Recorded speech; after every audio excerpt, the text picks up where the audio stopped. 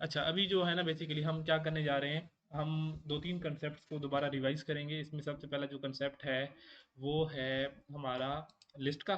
ठीक है, जी। लिस्ट के अंदर अभी हम कुछ डेटा स्टोर करके उसके ऊपर जो डिफरेंट ऑपरेशन होते हैं, ठीक है, उसको करके देखेंगे। तो अभी इसके अंदर ना हम ज़्यादा क्लासेस नहीं बना रहे, बल्कि हम एक ही क्लास बना रहे हैं, ठीक है, जिसका नाम प्लेयर है, जो भी मैंने आपके सामने बनाई है।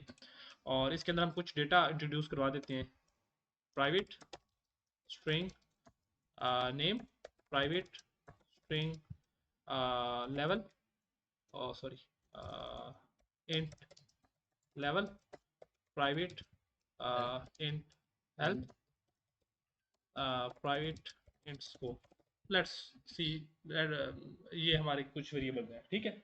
अच्छा, अब चूंकि हमने इनको प्राइवेट बनाया है, तो ये वेरिएबल जब हम कहीं इस क्लास का ऑब्जेक्ट बनाएंगे, इस प्लेयर क्लास का कहीं भी ऑब्जेक्ट बनाएंगे, फॉर एग्जाम्पल हम इसको ड्राइवर में बना के देखते हैं, ठीक है।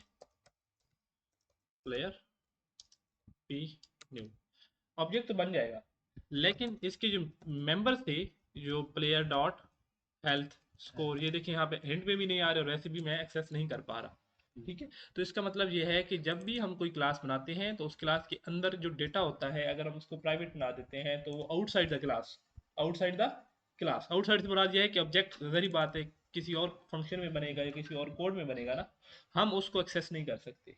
तो एक तरीका कार ये है कि हम इनको पब्लिक बनाएं, ठीक है। और दूसरा तरीकाकार ये है कि हम इनको एक्सेस करने के लिए फंक्शन बनाएं, ठीक है। पब्लिक बनाएंगे तो डायरेक्टली एक्सेसिबल होंगे, लेकिन पब्लिक रिकमेंडेड नहीं है। हमेशा जो एक्सटेंडर है वो कहता है कि जितने भी वेरिएबल्स होने चाहिए आपकी क्लास के अंदर वो सारे प्राइवेट होने चाहिए। उसकी रीज़न ये होती है, उसकी रीज़न भी मैं आपको बताता हूँ, उसकी रीज़न भी है बहुत सारी, एक नहीं है। अब हम इसके लिए कुछ फंक्शंस बनाते हैं। तो सबसे पहले हम नेम के लिए एक फंक्शन बनाते हैं, पब्लिक वाइड सेट नेम। इसको हम बोलते हैं सेटर। क्या बोलते हैं? सेटर। अब यानी कि जब भी हमें इस नेम की वैल्यू अपडेट करनी होगी तो हम इस फंक्शन को डेटा पास करेंगे और ये अपने वेरिएबल की वैल्यू को क्या कर देगा, अपडेट करा देगा। इसका फायदा पता है क्या होता है कि हम सेट करने से पहले कोई कंडीशन भी चेक कर सकते हैं अगर हम करना चाहें तो। अगर आप इनको डायरेक्ट पब्लिक करते हैं ना तो वो फिर पॉसिबल नहीं होता। इसका मतलब है सेटर से एक फायदा ये मिलता है हमें कि हम डेटा इसको दे सकते हैं, अगर असाइन करने से पहले हम कोई कंडीशन लगाना चाहें तो हम लगा सकते हैं, ठीक है। इसका कंस्ट्रक्टर बना के भी वहाँ कॉल नहीं कर सकते। कंस्ट्रक्टर बना के कर सकते हैं, लेकिन कंस्ट्रक्टर का ना, फॉर एग्जाम्पल हम यहाँ पे कंस्ट्रक्टर बनाते हैं प्लेयर, ये कंस्ट्रक्टर बना दिया हमने, जी। ठीक है। अब हम इसको डेटा कंस्ट्रक्टर के थ्रू भेज सकते हैं, ठीक है। हम इसको सारा डेटा कंस्ट्रक्टर के थ्रू भेज सकते हैं। फॉर एग्जाम्पल पहली चीज़ थी उसका नाम, फॉर एग्जाम्पल नाम उसका था लाइक अली है उसका नाम, और उसका लेवल 0 है इनिशली, और हेल्थ उसकी 100 है, और स्कोर उसका 0 है इनिशली, फॉर एग्जाम्पल। कंस्ट्रक्टर से जो हम डेटा साइन करते हैं ना, वो फर्स्ट टाइम के लिए होता है। अगर बाद में हमने कोई स्कोर चेंज करना है, हेल्थ को चेंज करना है, तो हम अगर नया कंस्ट्रक्टर बनाएंगे तो नया ऑब्जेक्ट बन जाएगा ना। सर एक कंस्ट्रक्टर से तो मल्टीपल ऑब्जेक्ट बना सकते हैं। यस, बना सकते हैं ऑब्जेक्ट, तो आप बेसिक जितने बनाते जाए ना, हम फॉर एग्जाम्पल एक ऑब्जेक्ट बनाया, ये दूसरा ऑब्जेक्ट बनाया, ठीक है, तीसरा बनाया, और इसका नाम हम देते हैं 1, इसका 2, और इसका नाम 0, फॉर एग्जाम्पल। तो ये तो ऑब्जेक्ट्स अलग अलग है ना, जी। ठीक है। ये अलग अलग ऑब्जेक्ट हैं। फॉर एग्जाम्पल ये है फिजान है, और ये जो है ना, आपका नाम क्या है? मुजम्मिल। मुजम्मिल। ये मुजम्मिल है, ठीक है। तो ये प्लेयर है हमारे पास। तो अब हम अलग अलग ऑब्जेक्ट बना रहे हैं, तो ये रैम में अलग अलग बन रहे हैं ना, इनकी जी। एग्जिस्टेंस रैम के अंदर अलग अलग है, ठीक है। अच्छा, अब हमने वन टाइम डेटा जब देना था तो हमने कंस्ट्रक्टर के थ्रू तो दे दिया, लेकिन फॉर एग्जाम्पल बाद में जब हम अपनी इसको एक्चुअली यूज़ करते हैं किसी गेम के अंदर, तो हम चाहते हैं कि हमने प्लेयर 1 का स्कोर अपडेट करना है किसी वजह से। कोई एक हमने कहा कि जब कोई और प्लेयर या ये प्लेयर जितना आगे बढ़ेगा तो उसका स्कोर अपडेट होगा, तो अब हम कैसे करेंगे? डॉट स्कोर तो नहीं कर सकते ना, नहीं। ठीक है। कोई फार्मूला लगाना चाहें इसके ऊपर, फार्म तो नहीं कर सकते, क्योंकि हम वो वेरिएबल क्या है, प्राइवेट है। सर इसका कॉपी कंस्ट्रक्टर बना के भी वो वैल्यू चेंज नहीं कर सकते। कॉपी कंस्ट्रक्टर से तो नई कॉपी बन जाएगी ना। तो वो चेंज नहीं कर सकते वैल्यूज। नहीं, उसका तो फायदा नहीं है, कॉपी कंस्ट्रक्टर का तो ये काम ही नहीं है। अगर हम कॉपी कंस्ट्रक्टर बनाएंगे तो ये तो नया ऑब्जेक्ट बनेगा रैम में, तो पिछले का क्या? कॉपी कंस्ट्रक्टर से एक नया ऑब्जेक्ट बनता है रैम में, फिजिकली नया बनता है, फिर एक तीन नहीं, फिर चार ऑब्जेक्ट बन जाएंगे। अगर हम कॉपी कंस्ट्रक्टर से बनाए तो टोटल कितने ऑब्जेक्ट बन जाएंगे? चार। चार। जो कि हमने नहीं करना ये काम। हमने तो एग्जिस्टिंग ऑब्जेक्ट की वैल्यू, जब हम कोई गेम खेलते हैं, फॉर एग्जाम्पल आप फीफा गेम खेल रहे हैं, जी। ठीक है, तो उसमें बहुत से प्लेयर्स भाग रहे हैं, जी ठीक है, तो एक प्लेयर जब भागता है तो उसकी एनर्जी डाउन हो रही है, ऊपर आ रही होती है, ठीक है, या कोई प्लेयर हिट करता है तो उसकी उसकी उसको हेल्थ उसको मिल रहे होते हैं, स्कोर मिल रहे होते हैं। तो ऐसे थोड़ी होता है कि जब भी उसको स्कोर मिलते हैं तो वो उसका नीचे पीछे नया ऑब्जेक्ट बना के उसको गेम प्ले में लेके आते हैं, ठीक है ना। तो वो असल में ऑब्जेक्ट एक ही होता है, उसी के ही अंदर डेटा चेंज हो रहा होता है। अब अगर हमने इस प्लेयर की कोई डेटा चेंज करना है, देखो ना गेम इस ऑब्जेक्ट बनाने क्लास बनाने का क्या फायदा है, यही फायदा है ना कि हम डेटा को एक जगह स्टोर कर पा रहे हैं, सारा डेटा जो कि एक प्लेयर का है। सर, अगर हमें लहदा मतलब कि वेरिएबल पास करना चाहिए तो उसके लिए लहदा फंक्शन बनाना हर पड़ेगा एक हमें हर एक इसके अगेंस्ट दो हर एक फंक्शन का बनाने हैं, हर इसके अगेंस्ट दो फंक्शन बनाने हैं, एक उसका फंक्शन सेटर बनाना है और एक उसका और एक गेटर। उसका गेटर बनाना है, ठीक है। तो हम बोलते हैं public string gate name return name. अब ये एक गेटर है, ये सेटर है और ये गेटर है, और ये दोनों पब्लिक है, और ये किस वेरिएबल के लिए बनाए हैं मैंने, इसके लिए नेम बनाए हैं।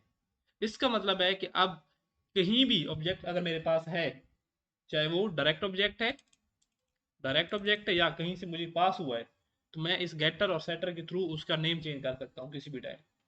अब फायदा क्या होगा, फॉर एग्जाम्पल आप कहते हैं कि आपने नेम फर्स्ट टाइम असाइन किया अली अली, जो भी फर्स्ट टाइम असाइन होगा नेम चेंज नहीं हो सकता, तो आप इसका सेटर ना लिखें, सिर्फ गेटर लिखें। तो अली शो होगा। अब अली शो नहीं होगा, अभी तो शो की हम बात ही नहीं करें। अब हम जब फर्स्ट टाइम ऑब्जेक्ट बनेगा ना, जो नेम पास करेंगे बाद में हम अब इस ऑब्जेक्ट के थ्रू वो नेम चेंज नहीं कर सकते, क्योंकि हमने उसका सेटर खत्म कर दिया। वेरिएबल तो वैसे ही प्राइवेट है, जी वेरिएबल तो प्राइवेट प्राइवेट है, उसको तो हम एक्सेस ही नहीं कर पा रहे, हमने अब सिर्फ उसका गेटर लिखा है। तो ये बहुत बड़ा एडवांटेज मिलता है हमें गेटर सेटर लिखने का। वेट कर दें। देखो, अच्छा जी, सबसे पहले तो मैं यहाँ पे ये सबको मिटाता हूँ, सबसे पहले मैं सबके गेटर सेटर लिखता हूँ, सबके, ठीक है ना। जी public void set level int level. अच्छा, हम इसका ना आसान तरीका भी होता है यहाँ पे ना, यहाँ पे एक तरीका कार होता है get set get set get set. ये आसान तरीका कार है गेटर सेटर लिखने का। अगर मैं फॉर एग्जाम्पल ये सेटर नहीं लिखता ना इसके आगे, तो इसको हम वैल्यू नहीं दे सकते, मतलब ये, ठीक ठीक है। तो ये सी शार्प के अंदर आसान तरीका कार है, वैसे मैं दूसरा तरीका प्रेफर करता हूँ क्योंकि आई एम जावा डेवलपर, तो उसमें ज़्यादातर वो टेक्निक इस्तेमाल होती है। एनीवे, ये अब हमारे पास क्या बन गए सबके getter getter and setter, setter. ठीक है। अच्छा, अब हम करते हैं इसको player P L A player dot, O sorry, उसको फिर हमें वो भी बनाना पड़ेगा ना पब्लिक। उस केस में फिर अगर हम इधर डिफाइन करेंगे गेटर सेटर, तो हमने इनको क्या बनाना पड़ेगा, पब्लिक। पब्लिक, सबको पब्लिक, ठीक है। ठीक है, और हम इसका फॉर एग्जाम्पल सेटर नहीं लिखते, सिर्फ गेटर लिखते हैं। तो अब हम क्या करने लगे हैं, dot name is equal to, ये एरर आ रहा है, क्यों आ रहा है, क्यों आ रहा है, कुछ लिखा नहीं है इस वजह से। बिस्मा, क्यों, क्योंकि हमने इसका गेटर नहीं बनाया, सेटर नहीं अच्छा बनाया। सेट। अगर हम सेटर बनाएंगे ना, तो ये एरर जो है ना हमें नहीं आएगा, ये देखो एरर रिजॉल्व हो गया। यानी कि उस केस में अगर हम इनको इधर ही गेटर सेटर लिखते हैं ना, इनको हमें क्या बनाना पड़ेगा, पब्लिक, ठीक है। और अगर हम इधर गेटर सेटर लिखते हैं, अलग अलग फंक्शन बनाते हैं, तो उनको क्या बनाना पड़ेगा, प्राइवेट। प्राइवेट। अच्छा, लेकिन आपने कहा था कि बेहतरीन तरीका प्राइवेट बनाना प्राइवेट क्या चाहिए। है, ठीक है, वो एक सी शार्प के अंदर ना उन्होंने ये फैसिलिटी हमें दे दी है ना। जी असल में हम प्राइवेट क्यों बनाते थे, पता है प्राइवेट क्यों बनाते थे, इसलिए बनाते थे कि हमारे पास चॉइस हो कि किस वेरिएबल को हमने बाद में गेट करने की फैसिलिटी देनी है और किस वेरिएबल की बाद में हमने सेट करने की सेट। फैसिलिटी देनी है। उन्होंने ये मसला इधर ही रिजॉल्व कर दिया है, ठीक है ना। तो इसका ये फायदा हुआ है कि अब हमें अलग अलग इतना कोड लिखने की जरूरत नहीं है, बल्कि हम इजीली वन लाइन के अंदर लिख सकते हैं। अगर हम कंडीशन भी लगाना चाहें ना, इधर हम कंडीशन भी लगा सकते हैं सेट के अंदर इधर, तो सेट करने के लिए वो कंडीशन पहले चेक करेगा, तब वो अलाउ करेगा उसको, वरना नहीं करेगा। तो ये थोड़ी सी फैसिलिटी है कि कोड कम लिखना पड़ता है, वरना इधर तो we should write so many lines. Yes yes yes, right here we have to see the sentence for that. अच्छा, अब ये बात समझ आइए, अब ये कुछ वेरिएबल है हमारे पास, ठीक है। अभी हम दोबारा let's get back to the actual बात। ये हमारे कुछ वेरिएबल हैं, हम क्या करते हैं यहाँ पे इनको कुछ डेटा देते हैं। फॉर एग्जांपल हम कहते हैं प्लेयर 0.level 1, ठीक है। जी और यहाँ पे हम एक फंक्शन बनाते हैं, अब आपका कंसेप्ट बीच में क्लियर हो जाएगा, टू ओवरराइड वाला। Public string to string return name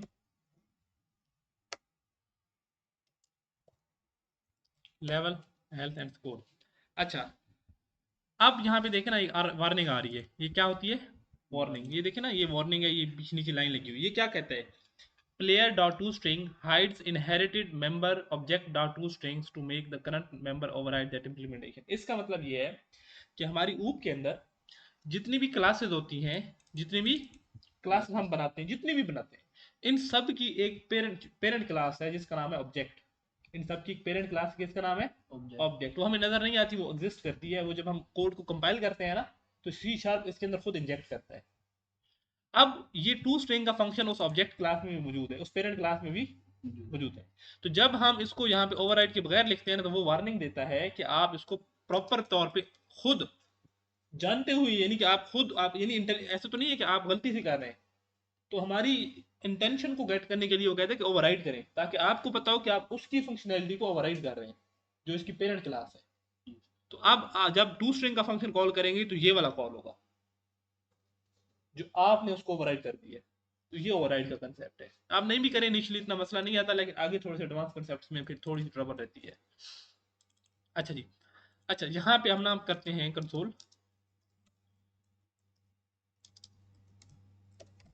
soul dot write player zero dot to string. मैं इसको रन करता हूँ, तो आउटपुट में क्या आएगा? वो प्लेयर वन का डेटा आएगा।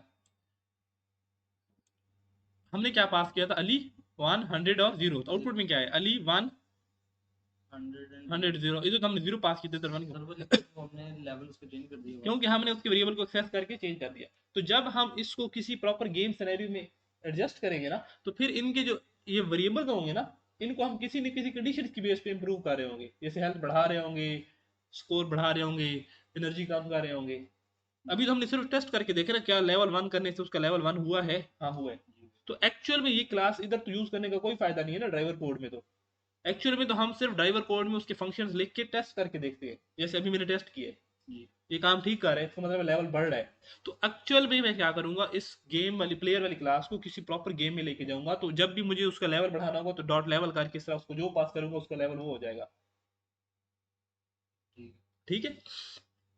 अच्छा, अब आपका ही कंसेप्ट उसको कैरी करते हैं। फॉर एग्जांपल हमारे पास एक प्लेयर है, ठीक है, दो प्लेयर है, ठीक है, लेकिन एक्चुअल गेम्स के अंदर प्लेयर्स तो चलो एक दो होते हैं, लेकिन एनिमीज तो बहुत सारे होते हैं ना। आप कोई भी गेम उठा लें, या जैसे आप फुटबॉल देखें तो उसमें प्लेयर्स भी बहुत सारे होते हैं। तो हर एक प्लेयर के ऑब्जेक्ट के अंदर एक फंक्शनैलिटी होती है। तो इतने ज्यादा ऑब्जेक्ट्स को डील करने के लिए हम इनको क्या करते हैं? लिस्ट में स्टोर करते हैं। अगर हमारे पास ज्यादा ऑब्जेक्ट्स हैं तो हम उसको किस में स्टोर करते हैं? लिस्ट में करते हैं। ठीक है। लिस्ट में स्टोर करने का ये फायदा होता है कि हम लूप लगा के उसके किसी भी फंक्शन को, किसी भी वेरिएबल को कॉल करके उसको उसके ऊपर ऑपरेशन परफॉर्म कर सकते हैं। तो let's see how we can store the objects in the list. For example हमारे पास दो प्लेयर्स हैं,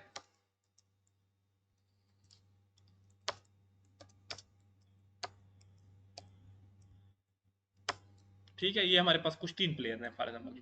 ठीक है, प्लेयर तीन है, we can create enemies monsters you know list 1 2 3, और इसका हम नाम दे देते हैं फैजान, मुजम्मिल, और इसका नाम देते हैं बिस्मा। ठीक है। इनिशियली हमने कहा सबकी हेल्थ जो है ना वो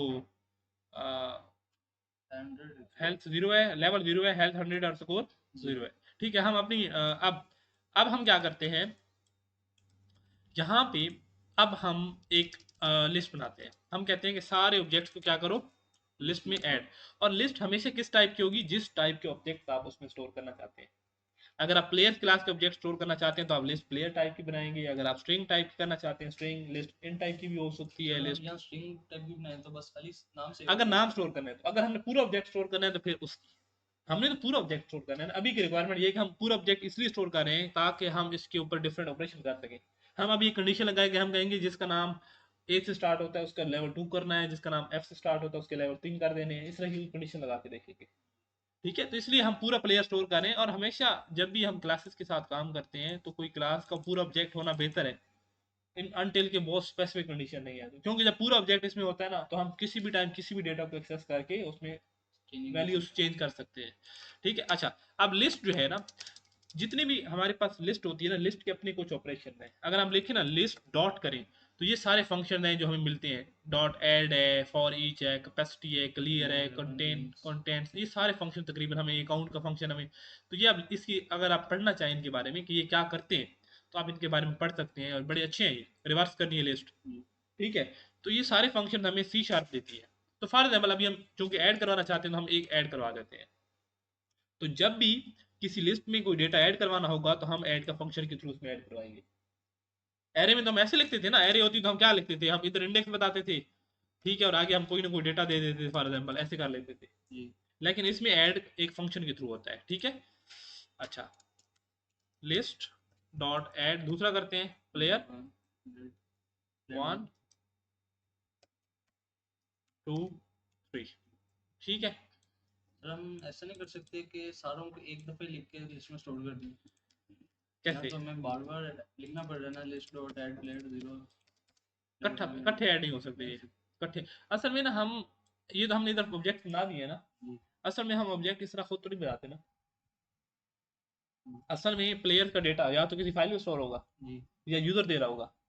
तो यूजर से एट ए टाइम एक ऑब्जेक्ट का डेटा आएगा ना, हम प्रोग्राम के थ्रू ऑब्जेक्ट क्रिएट करके लिस्ट में ऐड करेंगे, या हम फाइल से प्लेयर की इन्फॉर्मेशन लोड कर रहे होंगे। फॉर एग्जाम्पल हमने प्लेयर बनाए और हमने फाइल के अंदर सेव कर दिए, तो जब भी प्रोग्राम चलता है तो फाइल में से सारा प्लेयर का डेटा लेके आ जाता है, ताकि परसिस्ट रहे कि कौन सा प्लेयर किस लेवल पे है। ठीक है ना। तो अभी तो मैं सिर्फ ये बता रहा हूँ कि हमने इस तरह ऐड करना है। इकट्ठा को एक ही लाइन में ऐड करने का तरीकाकार शायद हो, मुझे नहीं आता। ठीक है। लेकिन असल में बात ये नहीं है। अगर हम यूजर से ले रहे होते तो क्या हो रहा होता, इधर एक फंक्शन लिखते, यूजर से प्लेयर का डेटा लेता और ऑब्जेक्ट रिटर्न करता, और हम एट ए टाइम एक ऑब्जेक्ट ही ऐड करते, क्योंकि यूजर जब एक देता तो हम ऐड करते, दूसरा देता फिर ऐड करते। तो कोड तो एक दफा लिखा जाता, वो हमेशा काम करता मल्टीपल टाइम। अच्छा, अब हमने लिस्ट के अंदर ऐड कर दिया, तो अब अगर हम एक फंक्शन लिखते हैं, यहाँ पे लूप लिखते हैं, फॉर ईच प्लेयर लिस्ट, और हम करते हैं कंसोल डॉट राइट। अब देखो ना, जब सारे डेटा लिस्ट में ऐड हो गए थे तो अब लिस्ट के ऊपर ऑपरेशन परफॉर्म करना आसान है। हमने एक लूप लगा दिया, अब चाहे इस लिस्ट में 1000 प्लेयर भी ऐड हो ना, तो वन टाइम ही एक लूप से ही प्रोसेस हो जाएगा। तो इसलिए हम लिस्ट यूज करते हैं कि ताकि हमें इंडिविजुअल ऑब्जेक्ट्स के ऊपर ऑपरेशन परफॉर्म ना करना पड़े, क्योंकि लिस्ट में जब डेटा आ जाता है तो लिस्ट के ऊपर हम लूप लगा के सारा काम कर सकते हैं। ठीक है। तो इसको मैं रन करता हूँ फॉर एग्जाम्पल, तो I will get my answer see. अच्छा, अब हम क्या करते हैं, अगर हम यहाँ पे लूप ना लगाएं तो लूप ना लगाएं तो कुछ भी नहीं होगा। रैम में ऑब्जेक्ट भी क्रिएट होंगे, लिस्ट भी होगी, रैम में चीजें हुई, जब हम ऐप चली, बस खत्म हो गया प्रोसेस, दैट्स इट। लेकिन ये प्रिंट नहीं होगा। नहीं होगा, क्यों होगा प्रिंट? प्रिंट के लिए तो हमें हम खाली टू इस एक लेदा फंक्शन बना दें टू स्ट्रिंग का, इन सबको वहां पे पास करके। इधर फंक्शन है क्या बनाए? सर ये जो ऊपर डाटा लिखा हुआ है कंस्ट्रक्टर का, वो सारे सारे डाटा इसमें पास करके वहां टू स्ट्रिंग वाला फंक्शन खोल सकते हैं। नहीं, हम देखो ना, टू स्ट्रिंग वाला फंक्शन तो हर ऑब्जेक्ट का अपना है। अच्छा ठीक है। टू स्ट्रिंग का तो हर प्लेयर का अपना एक है। हम ये लूप लगा रहे हैं ना, लिस्ट में क्या पढ़े, प्लेयर स्टोर है, हर दफा एक ऑब्जेक्ट इस वेरिएबल में आता है, और उस ऑब्जेक्ट का हम टू स्ट्रिंग का फंक्शन जब कॉल करते हैं तो उस ऑब्जेक्ट का जो डेटा होता है उसके वेरिएबल में वो प्रिंट हो जाता है।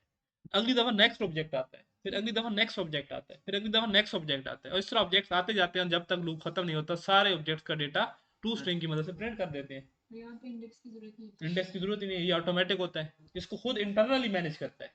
यानी कि this is responsibility of for each to maintain the index, और हमेशा वो हमेशा अगली दफा नया ऑब्जेक्ट भेजता है इधर। ठीक है। तो अब ये एक बेसिक सा प्रोसेस था। ठीक है। अभी आप बेसिक प्रोसेस को करना सीखे ना, कि हमने मल्टीपल ऑब्जेक्ट्स बनाए, इसको लिस्ट में ऐड किया, और लिस्ट में से हम ये कोई ऑपरेशन करा दिया। फॉर एग्जाम्पल हम कहते हैं कि एक और लूप इसके ऊपर लगाते हैं, फॉर ईच लगाते हैं, प्लेयर पी इन लिस्ट। चलो प्लेयर की स्पेलिंग है। ठीक है। हम कहते हैं कि सॉरी, हम कहते हैं कि इफ पी डॉट नेम, किसी का नेम की जो इंडेक्स 0 है उसके ऊपर अगर पड़ा है एफ, तो उसका लेवल आप क्या कर दो, पी डॉट लेवल क्या कर दो 10। फॉर एग्जाम्पल हमने अपनी एक लॉजिक लगा दी, तो जितने प्लेयर, अब पूरी लिस्ट में से जितने प्लेयर के नाम का पहला लेटर एफ होगा उसकी लेवल 10 होगा, और बाकी होगा कुछ नहीं करेगा कुछ वो। नहीं करेगा। आप देखते हैं कि आउटपुट में क्या आता है। ये देखो फिजान का लेवल उसने 10 कर दिया, जी बाकियों का लेवल 10 नहीं किया। तो एक्चुअल में हमने ये जो लॉजिक यहाँ पे लगाई है, हम ये लॉजिक अपने हिसाब से गेम प्ले में लगाएंगे, जो हमारी गेम वाली ड्राइवर कोड होगा। कि अगर कोई प्लेयर, फॉर एग्जांपल जैसे हम प्रॉपर गेम खेल रहे हैं, हम कहते हैं कि प्लेयर की एक्स एक्सिस और वाई एक्सिस की पोजीशन इधर होती है और वो दो एनिमीज उसके पास से गुजर चुके होते हैं। हम जब ये प्रॉपर गेम बनाएंगे तो हम कहेंगे इसका लेवल इतना होना चाहिए। तो वो लेवल असल में तो हमने ये फंक्शन हमें ये यूज करना आना चाहिए ना, ये वाला। इसको किस सिनेरियो में कितनी दफा यूज करना है वो तो मसला नहीं है। जब हमारे पास ऑब्जेक्ट की एक्सेस होगी, ठीक है, तो हम इसको इजीली यूज कर सकते हैं। और इसीलिए तो हम वो आर्किटेक्चर बनाते हैं, 4 लेयर आर्किटेक्चर बनाते हैं कि हम फाइल में डेटा रखते हैं और जब हमें डेटा चाहिए होता है हमारा लिस्ट में से होके वो आ जाता है, और जब भी हमने किसी ऑब्जेक्ट पे ऑपरेशन परफॉर्म करना होता है हम इजीली कर लेते हैं। ठीक है। अच्छा, इसको थोड़ा सा एक दफा रिवाइज करना है आपने जाके। ठीक है, फाइल हैंडलिंग का किसका मसला था? आपका। अच्छा, अब अगर अगर मैं चाहता हूँ कि ये सारे के सारे ऑब्जेक्ट फाइल में स्टोर हो जाए, अभी मैं आपको ना इधर एक फंक्शन लिख के बताऊंगा। आप इसके लिए अलग क्लास बना के रेपो के थ्रू भी कर सकती है, जो कि हमने ऑलरेडी डिस्कस की है काफ़ी दफ़ा, क्लास में भी और वीडियोस में भी मौजूद है। हम एक फंक्शन बनाते हैं, public void save to file, और हम कहते हैं कि हम इसको एक प्लेयर पास करेंगे। क्या पास करेंगे? प्लेयर। अब देखो ना कितना आसान हो गया पास करना।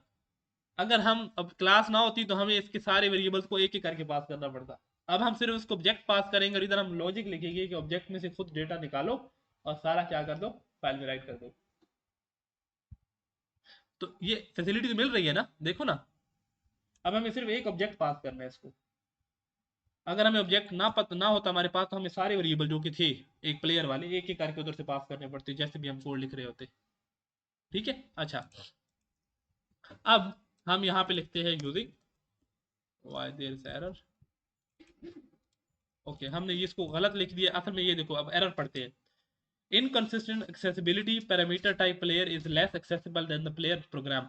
जब इस तरह का मसला है ना, असल में मसला ये आया है कि हमने इसके अंदर,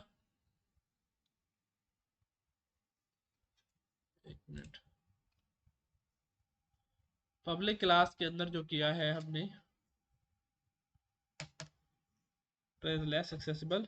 हाँ, वो ये कह रहा है कि जो प्लेयर क्लास है ना, ये वाली, ये इंटरनल है और आप यहाँ पे इस फंक्शन को पब्लिक बना रहे हैं। तो ये कह रहे हैं कि प्लेयर की एक्सेसिबिलिटी कम है। सबसे जो ज्यादा एक्सेसिबिलिटी होती है पब्लिक की होती है, फिर इंटरनल की होती है, फिर प्राइवेट की होती है। ठीक है, एक्सेसिबिलिटी बना दे, हम उसको एक्सेस नहीं कर सकते। क्यों क्यों नहीं कर सकते? या तो हम इससे पब्लिक हटा दें, ठीक है, या अगर इसके साथ हम इसको पब्लिक बना रहे हैं तो फिर हमें इस प्लेयर की क्लास को भी क्या बनाना चाहिए? पब्लिक बनाना चाहिए। ठीक है, अब ये इशू रिजॉल्व हो जाना चाहिए। नहीं, वो थोड़ा टाइम तो लगेगा ना। अच्छा, अब हम कह रहे हैं कि ये फंक्शन जब भी हम कॉल करेंगे इसको हम स्टैटिक भी बना देते हैं। अब आप पूछेंगे स्टैटिक क्यों बना रहे हैं? within the class. नहीं, स्टैटिक इसलिए बना रहे हैं कि हमने इसको मेन में भी कॉल करते हैं, और मेन खुद क्या है? स्टैटिक है। जब मेन स्टैटिक है ना, तो हम कोई भी फंक्शन जो कि नॉन स्टैटिक है, जो स्टैटिक नहीं है, हम उसको डायरेक्ट कॉल नहीं कर सकते इधर। देखो ना, प्लेयर के जो फंक्शन हमने कॉल किए तो ऑब्जेक्ट बनाया तो कॉल हुए। ठीक है ना। तो अगर एक फंक्शन हमने डायरेक्टली किसी स्टैटिक फंक्शन पे कॉल कर रहा है तो उस फंक्शन को स्टैटिक होना चाहिए। ठीक है, using stream writer, writer new stream writer, और इधर हम देते हैं data players dot T X T, और साथ में हम मोड देते हैं ट्रू या फॉल्स। ठीक है जी, वालेकुम सलाम। अच्छा, ये तो वही चीज़ है ना जो हमने पहले वीक में भी की थी, कि स्ट्रीम राइटर एक होती है जिसपे हम फाइल के अंदर डेटा राइट करने के लिए यूज करते हैं, एक स्ट्रीम रीडर होती है फाइल से डेटा रीड करने के लिए यूज करते हैं। ठीक है। अच्छा, अब राइटर का एक ही फंक्शन है जो कि राइट के लिए यूज होता है, वो है writer dot right line. Right line भी है, राइट लाइन के अलावा राइट भी है। अब एक तरीका कार तो ये है कि प्लेयर डॉट टू स्ट्रिंग कर दिया हम। क्या दे? Player dot to string. तो जो ऑब्जेक्ट हम उसे भेजेंगे उसका टू स्ट्रिंग वाला फंक्शन कॉल करेगा, तो सारा डेटा कौन सेपरेटेड आएगा? आज भी राइट हो जाएगा। अच्छा, अब हमें यूजिंग क्यों इस्तेमाल करना पड़े? Y using? सर वो हम क्लोज नहीं ना कर रहे हम तो। हाँ, जब भी हमें फाइल्स के साथ काम करना हो, नेटवर्क के साथ काम करना हो, डेटाबेस के साथ काम करना हो, यानी ऐसा कोड जो डेटाबेस के साथ यूज हो रहा हो, फाइल के साथ यूज हो रहा हो, या नेटवर्क यानी एपीआई कॉल कर रहा हो, तो उसको हम यूजिंग के थ्रू करते हैं, तो उसका ये फायदा होता है कि हमें वो ये खुद इसके इंटरनल फीचर ये है कि ये हमें सेफली क्लोज करके देता है खुद, हमें उसको क्लोज करने की एक्सप्लिसिट जरूरत नहीं है। ठीक है, तो ये बहुत बड़ा एडवांटेज मिलता है हमें इस तरह। अब हम इसको कॉल करते हैं और हम कहते हैं कि जितने प्लेयर हैं, अब देखो ना सारे प्लेयर का डेटा हमें सेव करवाना है, तो जहरी बात है हमें लूप चाहिए।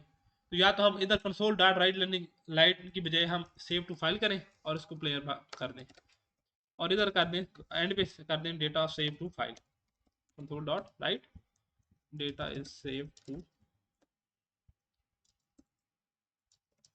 रेपो में लाइन लिख सकते हैं सर? नहीं, हम रेपो नहीं बना रहे, वैसे हम मेन के अंदर कॉल करके डायरेक्ट देंगे।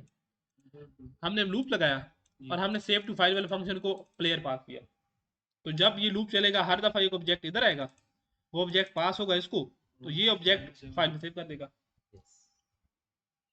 Let's see and run it. इसको रन किया, आउटपुट में क्या आएगा, सिर्फ इतना आएगा, डेटा सेव टू फाइल। यही क्यों आया, क्योंकि हमने कंसोल तो यही कराया ना, बाकी तो फाइल में राइट करवाए। तो अब उसको हम जाके ओपन करते हैं, तो जब हम फाइल का पाथ नहीं देते कोई भी, ठीक है, तो वो हम यहाँ पे राइट क्लिक करते हैं प्रोजेक्ट के ऊपर, open file folder in file explorer पे जाते हैं, और बिन में जाके डीबग में जाके, अब डीबग में होगा अगर आपका ये मोड जहाँ पे डीबग है, तो डीबग में होगा अगर आपका मोड रिलीज है, तो वो रिलीज वाला फोल्डर उधर बनेगा, उसमें फाइल होगी। और हमेशा आपने डीबग में ही रहना है अभी के लिए, ठीक है। ये प्लेयर की फाइल बनी है और सारा डेटा उसके अंदर राइट हो गया, सी। और फिजान की वैल्यू क्या आई है, 10। ठीक है, क्यों 10 आई है, क्योंकि हमने फाइल में सेव करने से पहले एक लूप में कंडीशन लगा के उसको अपडेट कर दिया। तो ये है फाइल के में अंदर डेटा। अब अगर फॉर एग्जांपल मैं अब प्लेयर से ये नहीं बनाता यहाँ पे, ठीक है, प्लेयर नहीं बनाता, ये मिटा देता हूँ, ये भी मिटा दे, ये भी, ठीक है। अब मैं एक फंक्शन लिखता हूँ, अब मैंने ऑब्जेक्ट खुद नहीं बना रहा, देखो ना, ठीक है। अब मैं कोड लिखता हूँ जो फाइल में से डेटा लोड करेगा और मुझे उस डेटा से ऑब्जेक्ट बना के देगा, ठीक है। तो उसके लिए हम एक फंक्शन लिखते हैं यहाँ पे, public list player get load data from file. List क्यों रिटर्न कर रहे हैं हम, क्योंकि हमारे पास फाइल में बहुत सारे डेटा पड़े हैं, हम सबको लिस्ट में लोड करके भेजेंगे। तो अगर हमने लिस्ट रिटर्न करवानी है, तो सबसे पहली जो चीज हमने करनी है, हमें एक लिस्ट बनानी है यहाँ पे, ठीक है ना, लिस्ट बनानी है प्लेयर, ठीक है। यहाँ पे हम बोल देते हैं प्लेयर्स न्यू लिस्ट। अब ये बन गई। अब हम यहाँ पे कोड लिखेंगे, फाइल में से डेटा को रीड करेंगे, और रीड करने के बाद हम उसको पहले ऑब्जेक्ट में डालेंगे और ऑब्जेक्ट को उस लिस्ट में डालेंगे और फिर रिटर्न कर देंगे। तो सबसे पहले हमें थोड़ा सा पुराना कोड देखना पड़ेगा। स्ट्रिंग लाइन, हम एक लाइन वेरिएबल बनाते हैं और हम लूप लगाते हैं, सब सॉरी लूप से पहले हम करते हैं using stream reader and reader, और यहाँ पे हम पास करेंगे क्या, फाइल का नाम, तो नाम था players.txt, ठीक है। और हम इसकी बॉडी बनाते हैं यहाँ पे,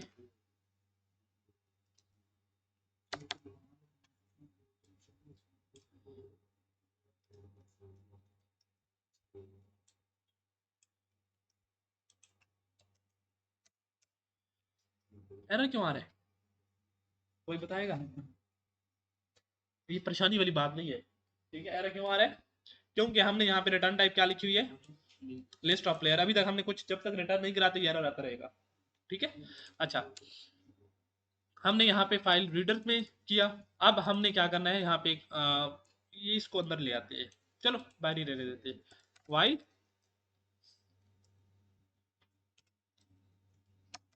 हमने कहा ये वाला वो कोड है, ये क्या करता है, खुद हर दफा रीडर की मदद से एक लाइन रीड करके लाता है और इस वेरिएबल में स्टोर करवाता है। ये क्या करता है, रीडर है ना, ये देखो स्ट्रीम रीडर है ना, और यहाँ पे हम ये इंटरनली ये रीडर मतलब हम रीड करने के लिए इस्तेमाल कर रहे हैं। ये वाली जो लाइन है ना, ये वाली, इसका मतलब ये है कि हम रीडर डॉट रीड लाइन, ये क्या करेगा, एक लाइन रीड करके लाएगा और इस वेरिएबल में स्टोर करेगा जो कि हमने खुद बनाया था अपना। ठीक है, अब हम इसको अंदर इधर भी बना सकते हैं, कोई ऐसा इशू नहीं है, इधर भी बना सकते हैं, इधर से मिटा दें तो स्ट्रिंग लाइन, अच्छा शायद वो अलाउ नहीं कर रहा, ठीक है, इसलिए हमने ऊपर बनाया ताकि हमें वेरिएबल तो चाहिए ना। ठीक है, अब अगर हम इसको देखें तो अब लाइन के अंदर क्या आएगा, जो भी सब line जो है। read जो भी लाइन रीड करेंगे, तो अगर हम ये वाली फाइल ओपन करें तो जब पहली दफा लूप चलेगा तो कौन सी लाइन आएगी, ये, ठीक है, और दूसरी लाइन ये, तीसरी लाइन ये, चौथी लाइन ये।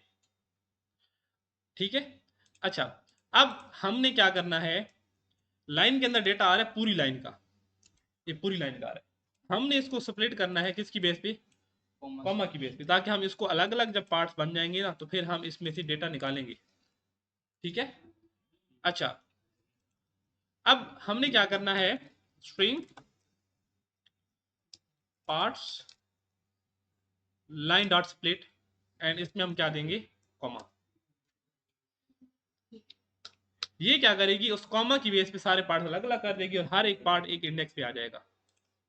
लेकिन इस डेटा में एक मसला है, इस डेटा में हमने स्पेस ऐड कर दी है, ये देखो ना, ये स्पेस है, हर इसके बाद स्पेस है, भाई हमें स्पेस नहीं चाहिए। वो मैनुअली नहीं लगता। मैनुअली उधर से हम टू स्ट्रिंग वाले फंक्शन में इशू था असल में, क्योंकि हमने टू स्ट्रिंग को राइट किया था ना फाइल में, तो टू स्ट्रिंग में हमने एक तो ये करेक्शन करनी है। उधर स्पेस नहीं आता कुछ। नहीं नहीं, उधर असल में हमने लिखी है ना, ऐड करनी है। हमने असल में जो टू स्ट्रिंग का फंक्शन लिखा है ना, ये देखो, ये हमने कॉमा के बाद देखो स्पेस प्रिंट करवाई थी ये, तो जब इसको राइट किए तो ये राइट भी ऐसे हुआ है, तो हम इसको भी हटा देते हैं ताकि हमारा नेक्स्ट टाइम सिर्फ स्पेस ना आए, कॉमा। असल में स्पेस खत्म हो जाती है, इसका एक फंक्शन है ट्रिम वाला, लेकिन अभी हम उसको इस्तेमाल नहीं करते, फिर फंक्शन ज्यादा हो जाते हैं। शुरू से मैं अभी थोड़ा सा रिकॉर्ड करवा रहा हूँ वीडियो। सर ये वाला दोबारा से read पे कॉमा सेपरेशन हाँ देखो ना, फाइल में हमारा कॉमा सेपरेटेड डेटा है ना, ये तो हम जरूरी नहीं है कि कॉमा सेपरेटेड डेटा ही हो, आप किसी भी बेस पे सेपरेट कर सकते हैं, इवन कि आप ये वाली लाइनें भी लगा सकते हैं। ठीक है, हमने कॉमा सेपरेट या लाइन सेपरेट इसलिए करना है ताकि हम डेटा को जब बाद में अलग अलग करना चाहें तो कर सकते हो। अलग अलग क्यों करना है, क्योंकि पूरी लाइन को तो हम प्रोसेस नहीं कर सकते ना, तो पूरी लाइन में से हम लेवल इंक्रीज करना हो किसी एक प्लेयर का, तो हम लाइन को कैसे प्रोसेस करेंगे, हमारे पास कोई ऐसी टेक्निक नहीं है, जो है तो बहुत मुश्किल है। तो इसलिए हम इसको अलग अलग करके पहले क्लास में ले आते हैं। ठीक है, क्या करते हैं, क्लास में ले आते हैं, और क्लास में जब ये आ जाता है डेटा तो फिर हम उसको लिस्ट में ऐड कर देते हैं, और फिर लिस्ट के ऊपर हमें आता है काम करना, क्लास पे भी आता है काम करना। अच्छा, अब देखो, जब स्प्लिट करेंगे तो क्या होगा, हर दफा जब स्प्लिट होगी एक लाइन तो जीरो इंडेक्स पे पहला नाम आएगा, वन इंडेक्स पे क्या आएगा, लेवल लेवल, टू इंडेक्स पे क्या आएगा, हेल्थ और थ्री इंडेक्स पे क्या आएगा, स्कोर। तो इसका मतलब ये है कि हम यहाँ पे करें string name parts of zero, ठीक है, और float level float dot parts of one, क्योंकि उधर से हमेशा स्ट्रिंग आएगी, ये देखो ना एरे किस टाइप की स्ट्रिंग टाइप की, इसलिए हम उसको फ्लोट में कन्वर्ट करेंगे। Float health health parts float dot parts of two, float score float dot parts of three. ये हमें पता है कि हमारा डेटा किस फॉर्मेट में स्टोर है, तो उसी फॉर्मेट से हमने उसकी तरतीब बनाई है। अगर हम पहले दूसरे नंबर पे हेल्थ कर रहे होते, कुछ और कर रहे होते, तो उसी तरतीब से हमें पता होता। तो इस चीज़ का ख्याल डेवलपर को रखना पड़ता है कि किस फॉर्मेट में उसने डेटा स्टोर किया, तो उसी फॉर्मेट में ही उसको प्रोसेस करना है, उस पर कुछ और ऑपरेशन करना है। अब डेटा वेरिएबल्स में आ गया, अब वेरिएबल में डेटा आ गया है तो हम इसको लिस्ट में डायरेक्ट ऐड नहीं कर सकते, तो पहले हमने क्या बनाना पड़ेगा, इसका ऑब्जेक्ट। ठीक है, name level health and score.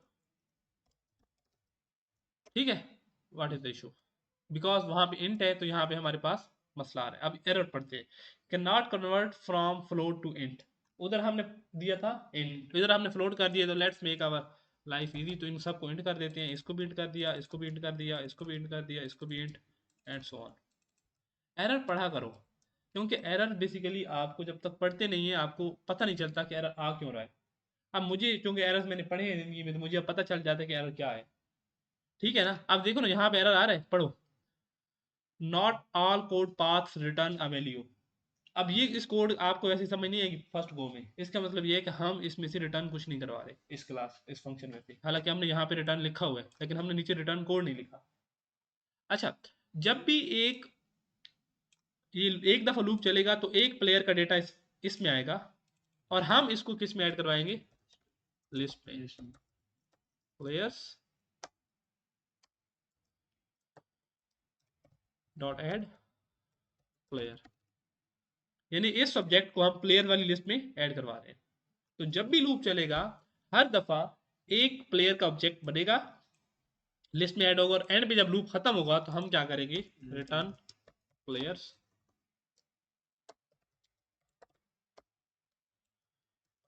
अब ये फंक्शन हमारा कंप्लीट हो गया। अब हम जब भी इसको कॉल करेंगे हम ये लिस्ट देगा किसकी, प्लेयर्स की, ठीक है, जितने भी प्लेयर्स होंगे। तो अगर अब हम यहाँ पे इसको खत्म करें और इसको कॉल करें लोड, क्या लोड डेटा था, नहीं अच्छा हमने स्टैटिक नहीं बनाया ना, स्टैटिक नहीं बनाया इसलिए वो उधर आ नहीं रहा था, क्योंकि वो स्टैटिक होना चाहिए ना इसको, क्योंकि मेन स्टैटिक है। अब ये फंक्शन हमें प्लेयर्स लोड करके देगा। अब हम किसी प्लेयर का डेटा चेंज करते हैं, फॉर एग्जाम्पल हम इसका बिस्मा का कह देते हैं, इनिशियली जो स्कोर है ना और लेवल है वो है 5, ठीक है। अब हम इसको क्लोज करते हैं, अब हमने फाइल में सेव कर दिया डेटा। अब जब हम इसको रन करेंगे तो सॉरी, हमने चूंकि इधर क्या किया है, सेव करवाया है, दोबारा ही सेव करवा दिए, तो ये ज़्यादा तो नहीं हो गया, ज़्यादा हो गया। यहाँ पे हमने सिर्फ क्या कराना है, डिस्प्ले करवाना है, कंसोल डॉट राइट और प्लेयर डॉट स्ट्रिंग, ठीक है, और इसको मिटा देते हैं। अब ये वाला फाइल से सारा लोड करके लाएगा, ये कंडीशन चलेगी, ठीक है। तो जो जिनका नाम F से स्टार्ट होगा उनका लेवल 10 करेगा, और या हम कहते हैं कि level plus is equal to 10, इससे क्या मुराद है, पिछले लेवल में ऐड करो, यानी 10 होगा तो 20 होगा, 20 होगा तो 30 होगा, 30 होगा तो 40 होगा, और फिर सबको प्रिंट करवा दो। सी, इसका फिजान का 20 लेवल आ रहा है। अब अगली दफा चलाएं तो फिजान का लेवल नेक्स्ट हो जाएगा। हम चाहते हैं कि जब भी प्लेयर, हम फॉर एग्जाम्पल हमारी गेम का लॉजिक ये था कि जब भी है, नहीं हुआ, क्यों नहीं हुआ, ओ या इसलिए नहीं हुआ कि हमने फाइल में अपडेट तो नहीं कराया ना, हम तो हर दफा लोड करवा रहे हैं। हम दोबारा फाइल में राइट कर रहे होते ना उसको, यहाँ पे एक लॉजिक होती है कि जो भी अपडेटेड कोड आ रहा है, ठीक है, यानी कि हम यहाँ पे एक फंक्शन लिखते, इसको हम करते इस तरह, और यहाँ पे हम करते सेव टू फाइल प्लेयर, और इससे पहले हम करते file dot write text all और data player dot T X T dot string dot empty, यानी कि हम पहले क्या कर रहे हैं, एम्प्टी कर रहे हैं ना फाइल को। जब भी हम प्लेयर राइट कर रहे हैं ना उससे पहले एम्प्टी करते हैं, क्योंकि हम सारे प्लेयर्स लिस्ट में से निकाल के राइट कर रहे हैं। ये दोबारा बता देना। देखो ना, हम ये कर रहे हैं कि जब भी हम कोड चलाएं ना, तो जब भी कोड चलाएं तो हर दफा लेवल 10 हो जाए, जिसका नाम का पहला लेटर एफ है। ये कोई कीवर्ड है मतलब? ये एम्प्टी कीवर्ड है। ये स्ट्रिंग इधर ऐसे खाली भी दे सकती हैं आप, ऐसे भी दे सकती हैं, ऐसे। तो स्ट्रिंग तो एम्प्टी एक प्रॉपर एक वे है, यानी बता रहे हैं, इससे ज़्यादा पता चल रहा है ना कि हम इस फाइल के अंदर राइट ऑल कर रहे हैं एम्प्टी स्ट्रिंग को, यानी पिछले सारे प्लेयर रिमूव कर दो, ये लूप दोबारा चलेगा और ये दोबारा लिस्ट में से एक एक ऑब्जेक्ट निकाल के फाइल में राइट करेगा। अब हम जब भी चलाएंगे ना तो लेवल जिनका एफ से नाम स्टार्ट होगा हर दफा 10 का इसमें इजाफा होगा। अब फर्स्ट टाइम चलाया, ठीक है, अब हम सेकंड टाइम चलाएंगे, ये 30 हो गया, ये देखो, ठीक है। थर्ड टाइम चलाएंगे 40 हो गया, क्योंकि अपडेट करने के बाद हम उसको फाइल में राइट बैक कर रहे हैं, तो अपडेटेड डेटा हो रहा है। तो ये ओवरऑल ये कोड है जो कि बेसिकली ये दोनों ऑपरेशन करे। अब देखो ना, ये स्टैंडर्ड कोड, ये फंक्शन लिखा जा सकता है कहीं भी, ये स्टैंडर्ड फंक्शन है जिसको जब भी कॉल करेंगे तो आपको प्रॉपर एक लिस्ट की फॉर्म में डेटा रिटर्न करेगा। तो जब हमारे पास लिस्ट होती है तो हमें उसके ऊपर लूप लगाना भी आता है और हमें उसके ऊपर सारे प्रोसेस करने आते हैं, ठीक है ना। तो इस तरह जो है ना हम फाइल, और देखो ये फंक्शन है, आप इसको किसी भी जगह लिख दो, जब भी हम इसको ऑब्जेक्ट भेजेंगे तो ये ऑब्जेक्ट क्या करेगा। अच्छा, अब मैं एक बात बताऊं, ये अभी हमारा नॉलेज ये है कि हम इसको प्लेयर भेज रहे हैं, फ्यूचर में ये सब के लिए एक ही फंक्शन होगा। हम इसको जो ऑब्जेक्ट भेजेंगे, चाहे प्लेयर का भेजेंगे, चाहे हम इसको स्टूडेंट का भेजेंगे, चाहे हम इसको टीचर का भेजेंगे, चाहे एनिमी का भेजेंगे, हम हर उसके लिए अलग अलग नहीं लिखना पड़ेगा, वन टाइम लिखेंगे सिर्फ हम इसको, और ये इतना इंटेलिजेंट अच्छा हो जाएगा कि इसको किसी के लिए चेंज करने की जरूरत नहीं होगी। ये आगे ये ऊप की ब्यूटी है। अभी तो देखो ना, हम हर क्लास के अंदर एक लिखते हैं फंक्शन, वो रेपो के अंदर अगर आप देखें हर रेपो में एक सेव टू फाइल वाला फंक्शन लिखते हैं। असल जो ऊप हमें बेनिफिट आगे जाके देगी ना, कि हम हर के अंदर अलग अलग नहीं लिखेंगे, सिर्फ एक दफा लिखेंगे और हम उसको जो बताएंगे उसके लिए वो करेगी। तो इसको पॉलीमॉर्फिज्म कहते हैं। हाँ, इसको पॉलीमॉर्फिज्म कहते हैं, बिल्कुल।